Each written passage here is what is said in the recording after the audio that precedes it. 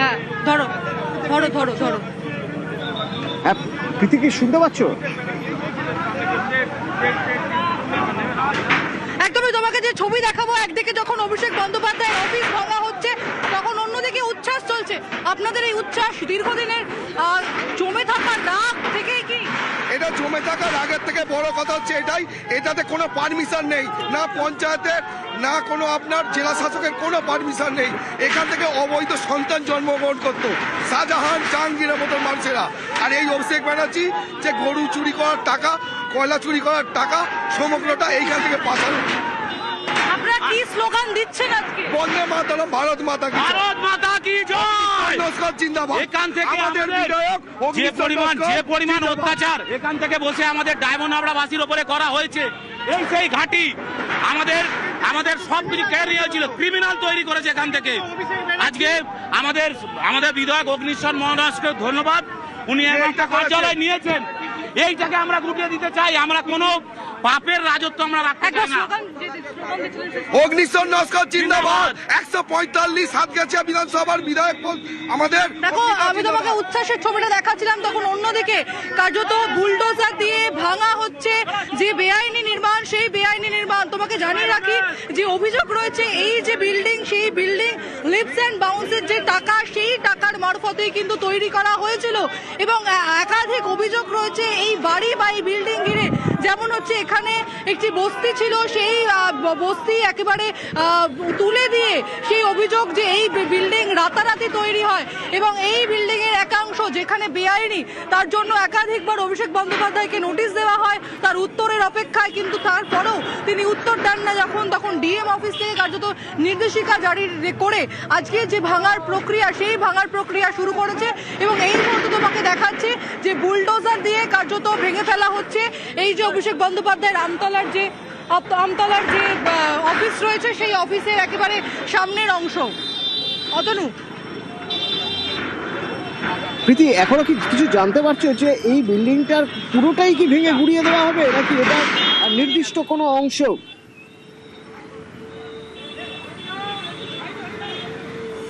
না, পুরোটা নয়। তোমাকে জানিয়ে রাখি যেই সামনের অংশটা ফুটপাতের ওপর ফুটপাত দখল করে রাখা যাবে না। পরিবর্তনের বাংলায় এমনটাই বলা হয়েছিল যে ফুটপাত দখল করে রেখে কোনো কাজ হবে না। ফুটপাতের উপরে যে শেড রয়েছে সেই শেডই কিন্তু মূলত ভেঙে ফেলা হচ্ছে এবং সেই শেডের কোনো পারমিশন বা অনুমতি ছিল না, এমনটাই অভিযোগ। এবং এই মুহূর্তে যে ছবি দেখাচ্ছি তা হচ্ছে এই যে বিল্ডিং, সেই বিল্ডিং এর সামনে যে শেড রয়েছে, সেই শেডের যে বেআইনি অংশ, সেই বেআইনি অংশ বুলডোজারের মারফত কিন্তু ভেঙে ফেলা হচ্ছে এবং তার সঙ্গে সঙ্গে বিশাল পুলিশ বাহিনী, সেই পুলিশ বাহিনীও কিন্তু এখানে উপস্থিত রয়েছে। প্রীতির সঙ্গে থাকো, আমার সঙ্গে অর্পণ আছে, অর্পণের সঙ্গে একবার কথা বলবো। এই সেই অফিস, আমতলার এই অফিসে কি সেই অফিস যেখানে বসে মডেল ডায়মন্ড হারবারের ব্লু প্রিন্ট তৈরি হয়েছিল? একদম, দেখো ডায়মন্ড হারবার মডেল এবং বিভিন্ন ক্ষেত্রে দেখা গিয়েছে উচ্চপদস্থ আধিকারিকদের নিয়ে বা দলীয় নেতৃত্বদের নিয়ে কিন্তু এই অফিসের সামনে যেখানে ভাঙচুর চলছে, যেখানে ইতিমধ্যেই নেওয়া দিয়ে ভেঙে ফেলা হলো, এই অফিসেই তাদের নিয়ে বৈঠক হতো এবং জেলা শুধু নয়, রাজ্যের বিভিন্ন প্রান্ত থেকে তৃণমূলের নেতৃত্ব কিন্তু তারা এবং ডায়মন্ড হারবার মডেলের ডায়মন্ড হারবার। প্রীতি, অর্পণ দীর্ঘদিন ধরে এই এলাকায় সাংবাদিকতার সূত্রে অর্পণ আমাদের বলছিল যে এর আগেও বহুবার বলেছে যে এলাকার মানুষ বীতশ্রদ্ধ হয়ে পড়েছিলেন এবং এলাকার মানুষ বলছেন চোখের সামনে তারা দেখেছেন এবং রাতারাতি কিভাবে এই বিল্ডিংটা তৈরি হয়েছে, কোনো রকম কোনো প্ল্যান ছাড়াই তৈরি হয়ে গেল একটা বিল্ডিং।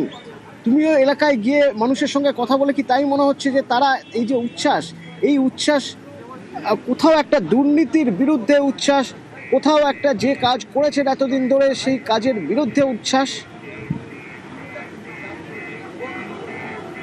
দেখো অতনু, অভিষেক বন্দ্যোপাধ্যায়ের বিরুদ্ধে একাধিক অভিযোগ ছিল, বরাবর ছিল তার ভোটে যে পার্সেন্টেজ অফ ভোট বা ব্যবধান, সেই ব্যবধান কার্যত বাস্তবে অসম্ভব, সে কথাও কিন্তু সায়েন্টিফিক্যালি প্রমাণ হয়েছে। তারপরেও কিন্তু সাধারণ মানুষ যারা ভোট দেন তারা কিন্তু কিছুই বলতে পারেননি তার ভয়ে। বিভিন্ন সময় আমরা দেখেছি যে অভিযোগ উঠেছে যে অভিষেক বন্দ্যোপাধ্যায়ের নামে বা বিরুদ্ধে বলার পরে একেবারে পারিবারিক হামলা হয়েছে। তার জেরেই কিন্তু সাধারণ মানুষ যারা এখানকার বাসিন্দা তারা দীর্ঘদিন ধরে তাদেরকে চুপ থাকতে বাধ্য করা হয়েছিল।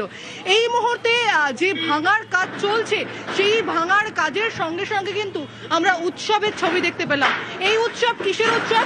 এই উৎসব হচ্ছে কার্যত দীর্ঘদিন ধরে যে দুর্নীতির বিরুদ্ধে তাদের চুপ থাকতে হয়েছে, সেই দুর্নীতির বিরুদ্ধে একেবারে চুপ থাকা যাবে না এখন, সেই বিষয়ের কিন্তু উৎসব।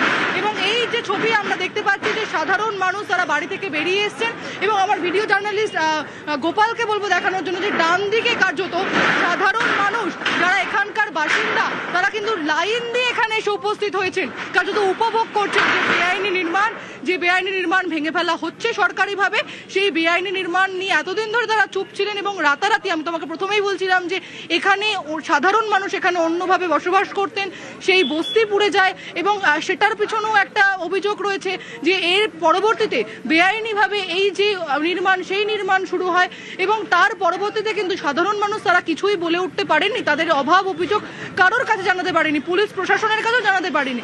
তখন পালাবদল হলো, পালাবদলের বাংলায় কিন্তু বলা হয়েছিল যে ভরসা ইন, ভয় আউট, এবং আমরা দেখতে পেলাম যে তারপর রাতারাতি বদল, এবং সেই রাতারাতি বদলের পরে কিন্তু অভিষেক বন্দ্যোপাধ্যায়কে নোটিশ দেওয়া হয়েছিল যে তাকে উত্তর দেওয়ার জন্য যে বেআইনি নির্মাণ, সেই বেআইনি নির্মাণ কেন করা হয়েছিল সেই সুযোগটুকুও তাকে দেওয়া হয়েছিল, তবে তিনি কিন্তু সেই উত্তর দেননি।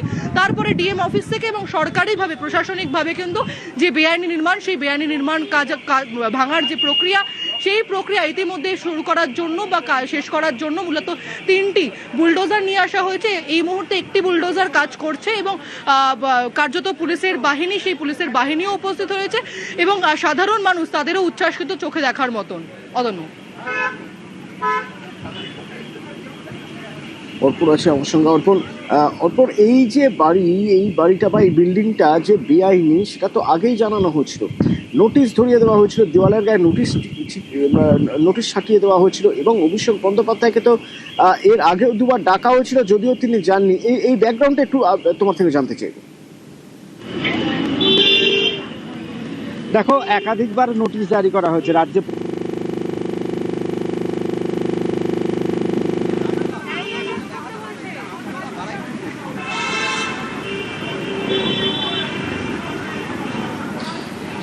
অর্পণের সঙ্গে পরবর্তীতে কথা বলবো। দুবার নোটিশ পাঠানো হয়েছিল, দুবার তাকে বলা হয়েছিল যে আপনি জানান যে এই অংশ কোনো রকম বিল পাস না করে কি করে আপনারা বানিয়ে ফেললেন, কিন্তু না, কোনো উত্তর পাওয়া যায়নি। অবশেষে আজ সকাল থেকে পুলিশ, প্রচুর পরিমাণে পুলিশ এবং তার সঙ্গে আধিকারিকরা রয়েছেন, তারা এসে এই বিল্ডিংটি ভাঙার কাজ শুরু করলেন। সঙ্গে রয়েছে তাদের বুলডোজার বা আর্থ মুভার, যে আর্থ মুভারের মাধ্যমে বিল্ডিংটি ভাঙার কাজ শুরু হলো, এবং তার সঙ্গে সঙ্গে দেখা যাচ্ছে এলাকার মানুষের মধ্যে প্রচুর উৎসাহ, উচ্ছ্বাস।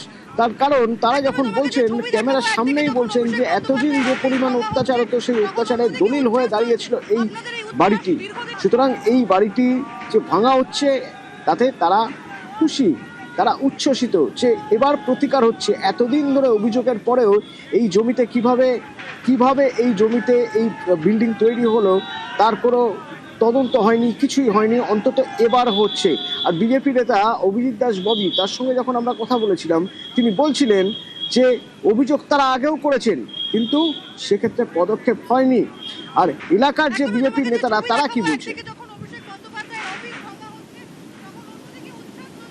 কোনো প্ল্যান নেই। পঞ্চায়েত সমিতি, জেলা পরিষদ অবৈধ জায়গার উপর পুরো করছে, কোনো প্ল্যান স্যাংশন নেই। প্রশাসন বুঝেছেন যে এইটা রাখা যাবে না অবৈধ জায়গার উপরে, সেইটা সেই মতোই কাজ হয়েছে। যদি তাদের মনে হতো তাড়াতাড়ি হাইকোর্ট, সুপ্রিম কোর্ট সমস্ত কোর্টে যেতে পারতেন, তার কোনো কিছু কাগজপত্র জমা দেয়নি। যে অবৈধ জায়গার উপর হয়েছে, সেই জন্য সিদ্ধান্ত এটা ভাঙা হবে, প্রশাসন ভাঙবে, সেটাই সিদ্ধান্ত হয়েছে। পুরো বিল্ডিংটা ভাঙবে, মানে আদৌ হয়তো এই জায়গার উপরই ওনাদের জায়গা নয়, এরকম একটা ব্যাপার। অথচ জোর জবরদস্তি করে দখল হয়েছে, এটাও হয়েছে। এই বিল্ডিংটি যদি আমি একবার বলি প্রীতি তোমাকে, যে বিল্ডিংটি আমি একবার ডিসক্রাইব করতে বলি যে এই বিল্ডিংটা ঠিক কি কি রয়েছে, কত বড়, কটা ঘর, কতটা তুমি জানতে পারছো? দেখো, এই মুহূর্তে আমি প্রথমে বিল্ডিং এর ছবিটা দেখাবো, কারণ সবসময় ছবি কথা বলে। এবং মূলত আমতলার যে পার্টি অফিস, সেই পার্টি অফিস এবং জেলা সংগঠনের যে সমস্ত কাজ, তা কিন্তু এই পার্টি অফিস থেকেই আমরা দেখেছি। এবং বিভিন্ন সময় যখন জয়েনিং হয়েছে, কেউ তৃণমূল কংগ্রেসে জয়েন করেছেন, তখন কিন্তু এই যে পার্টি অফিস, সেই পার্টি অফিস বা দলীয় কার্যালয়, এখান থেকেই কিন্তু জয়েনিং হয়েছে। এবং দেখেই রাখি যে কার্যত 4 তলা বিল্ডিং এবং নিচে হচ্ছে পার্কিং এর জন্য আলাদা করে সাঁতার ফেলা রয়েছে, গাড়িতে কোনো ধরনের অসুবিধা রাখতে অসুবিধা না হয়। এবং তার সঙ্গে সঙ্গে প্রত্যেকটা ফ্লোরেই এসি সহ রুম রয়েছে। এবং আমি দেখানোর চেষ্টা করবো এই মুহূর্তে যে বেআইনি অংশ, সেই বেআইনি অংশ ভাঙার কাজ চলছে। এবং তুমি বারবার যে কথাটা বলছিলে যে সাধারণ মানুষ তারা অত্যন্ত খুশি। আমি একজনের সঙ্গে কথা বলবো। আপনার বাড়ি এখানে? আপনার বাড়ি এখানে? আমতলায় আমার বাড়ি, আদর্শ। এই পার্টি অফিস কোন সালে মূলত তৈরি হয়? আজ থেকে ধরুন 10 বছর আগে তৈরি করেছিল পুরোপুরি বেআইনিভাবে। এখানে একটা রুটি বেকারি ছিল, তার সম্পত্তি জোর করে দখল করে নিয়ে অভিষেক ব্যানার্জির নেতৃত্বে এখানকার কিছু ক্রিমিনালকে দিয়ে এই পার্টি অফিসটাকে তৈরি করা হয়েছিল। এই পার্টি অফিসটা হওয়ার পর থেকে এখান থেকে যত জাহাঙ্গীরদের মতো ক্রিমিনালদের এই পার্টি অফিস থেকে এরা তৈরি করেছিল। অভিষেক ব্যানার্জির নেতৃত্বে প্রতিদিনই এখানটা ক্যাম্প করতো ওরা। যখনই অভিষেক ব্যানার্জি এখানে আসতো তখনই সাধারণ মানুষের তো ক্ষতি করতো, প্লাস ছোটো ছোটো দোকানদার যত গাড়ি ঘোড়া যত আসতো তাদের কোনো কিছু শান্তিতে করতে দিত না। না মানুষ চলাচল করতে পারতো, না কোনো গাড়ি চলাচল করতে পারতো সাধারণ মানুষ। তাহলে আজকের দিনে এই যে বিল্ডিং ভাঙা হচ্ছে একাংশ, যেটা বেআইনি, আপনারা কতটা উচ্ছ্বসিত? আমরা বিশাল উৎসুক। আমরা চাইছি আজকে বিপত্তারিণীর দিনে বিপদকে আমরাকে তাড়িয়ে দিচ্ছি। আমরা চাই যে আরও আগে যদি এটাকে ভাঙা হতো, আমরা জানতাম যে ডায়মন্ড যেটা আমাদের লোকসভা সেটা শান্তিতে থাকতো। এই অভিষেক ব্যানার্জির নেতৃত্বে এখানকার কিছু ক্রিমিনালরা হয়ে আমাদের আজকে আমতলা চত্বরটা পুরো নষ্ট করে দিয়েছে। এরা এতদিন ধরে অভিষেক বন্দ্যোপাধ্যায়ের বিরুদ্ধে বলতে পারেননি কেন? ভয়তে বলতে পারিনি। এরা ঘরের মা বোনকেও তুলে নিয়ে যাবে এরা হুমকি দিয়েছিল। আজকে 2026-এ আমরা যখন বুথে বসেছিলাম তখন আমাদের ওপেন সেকেন্ডে গিয়ে আমাদের থ্রেট দেওয়া হয়েছিল যে 4 তারিখের পরে তোমাদের ডেড বডিও খুঁজে পাওয়া যাবে না। এই ছবি দেখে কি বলবেন? এই যে ভাঙার কাজ হচ্ছে, তার জন্য কতদিনের অপেক্ষা করতে হয়েছে? দেখা করতে আসবেন এলাকার মানুষ, তারা তাদের অভাব অভিযোগ জানাবেন সাংসদের কাছে। এই অফিস তো তাদের কাছে একটা ইমোশনের জায়গাও হতে পারতো যে এই অফিসে সাংসদ বসেন, এই অফিসে গিয়ে আমরা দেখা করতে পারি, আমাদের অভাব অভিযোগ জানাতে পারি। কিন্তু না, এখানে দেখা যাচ্ছে উল্টো। এখানে তার মানে মানুষের একটা ক্ষোভ কাজ করেছিল, দীর্ঘদিন ধরে একটা ক্ষোভ তৈরি হয়েছিল এই অফিসের বিরুদ্ধে। এই অফিসে অভিষেক বন্দ্যোপাধ্যায় তো থাকতেন না সবসময়। কারা থাকতেন? মানে এলাকার মানুষকে কাদের কাছ থেকে ধাক্কা খেয়ে আবার ফিরে আসতে হতো।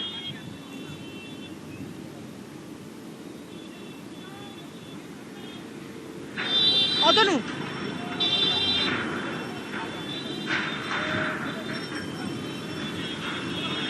কিন্তু আমার কথা শুনতে পাচ্ছ? এই অফিসে কারা থাকতেন? মানে তারা তাদের ব্যবহার, তারা কি দাদাগিরি করতেন? তাদের কিরকম ব্যবহার ছিল এই অফিসে যদি কেউ যেতেন এলাকার মানুষ তাদের সঙ্গে?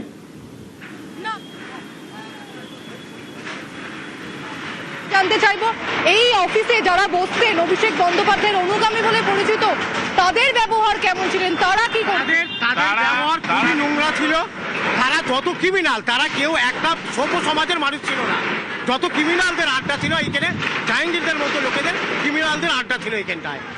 তাদের রোয়াব কতটা ছিল? ওনারা হচ্ছে অ্যান্টি সোশ্যাল ছিলেন, প্রত্যেকেই অ্যান্টি সোশ্যাল। যেমন ধরুন নবকুমার বেতাল থেকে শুরু করে ওনাদের যারা অনুগামী আছে, সাতগাছিয়া যেটা দেখতেন নবকুমার বেতাল, তারা কি গ্রেফতার হয়েছে? না, এখনো পর্যন্ত পলাতক গ্রেফতার হয়নি, পুলিশ খুঁজছে। এখনো পর্যন্ত গ্রেফতার কাকেই করা যায়নি। যেমন জ্ঞানানন্দ সামন্ত, নবকুমার বেতাল, অনেকেই পলাতক। একদমই অতনু, যে বিষয়টা বলছিলাম যে সাংসদের অফিস এবং সাধারণ মানুষ যারা এখানকার বাসিন্দা, তারা কিন্তু মূলত সাংসদের সঙ্গে দেখা করতে আসতে পারতেন না এই অফিসে।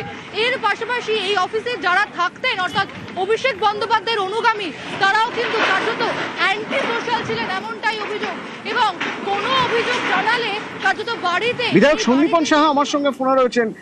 সন্দীপন বাবু, এই যে অফিস, একজন সাংসদের অফিস, এলাকার মানুষ উচ্ছ্বসিত এই অফিস বুলডোজার দিয়ে ভাঙা হচ্ছে বলে। তাদের ক্ষোভ কেন না এই অফিসে যারা বসে থাকতেন তারা নাকি দাদাগিরি করতেন, যদি কোনো দরকারে কাউকে সাংসদের কাছে যেতে হয় তাহলে নাকি রীতিমতো ঘাড় ধাক্কা দেওয়া হতো। হ্যালো, হ্যাঁ, আপনি শুনতে পাচ্ছেন আমার কথা? হ্যাঁ, না ক্লিয়ার আসছে না। হ্যাঁ, আমি অতনু বলছি। আসলে এই যে আমতলার অফিস অভিষেক বন্দ্যোপাধ্যায়, এই অফিস নিয়ে মানুষের প্রচুর অভিযোগ। এই অফিসটা ভাঙা হচ্ছে আছে বুলডোজার দিয়ে। খালি মানুষের কেন, দলের সর্বস্তরের কর্মী যারা দলটাকে গঠন করেছে, এই জায়গাতে নিয়ে গেছিল, সবারই তো অভিযোগ অভিষেক বন্দ্যোপাধ্যায়ের বিরুদ্ধে। আর তিনি তো দল পরিচালনা করেননি, তিনি কর্পোরেট হাউসের মালিক হিসেবে দলটাকে চালাবার চেষ্টা করেছে। এটা তো স্বাভাবিক যে তার বিরুদ্ধে ক্ষোভ হবেই মানুষের।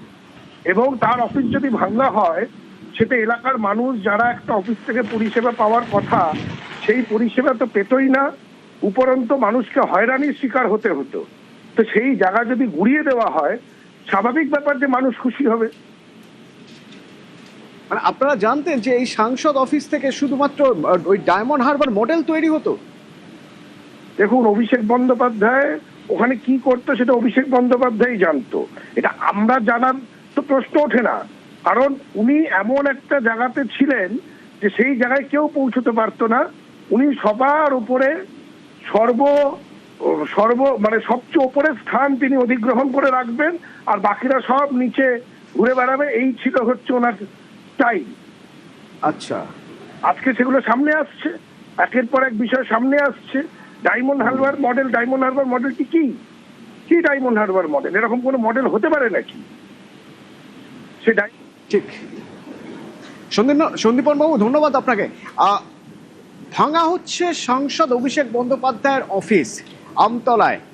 যে ছবি লাইভ দেখছেন, বুলডোজার দিয়ে ভাঙা হচ্ছে আর চারপাশে মানুষের উচ্ছ্বাস। এই ছবি থাকবে স্পট থেকে আমার সহ